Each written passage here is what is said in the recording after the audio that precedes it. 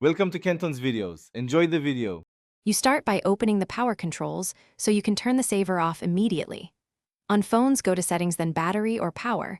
On Windows, press Windows key plus, then System Power and Battery. Once done, look for Battery Saver Toggle or a Power Plan drop-down. You change the switch now to off or select a balanced/high performance plan. Doing this early prevents the system from reapplying limits while you continue.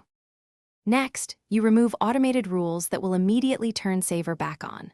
On Android or iOS, tap Battery Saver Schedules or Adaptive Battery and disable Scheduled Activation.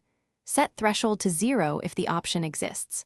On Windows, open Battery Saver Settings and uncheck Turn Battery Saver on automatically or set percentage to 0%. Then review per app background restrictions and allow essential. Finally, confirm the change by checking the battery icon and power plan status.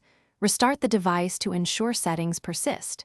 If battery saver reappears, inspect any third-party battery apps or manufacturer utilities that override system settings and disable or uninstall them. Make sure your operating system and power drivers are up to date. Once updated, reapply the setting. If it still fails, reset power settings to default or perform a factory reset as a last resort and contact support.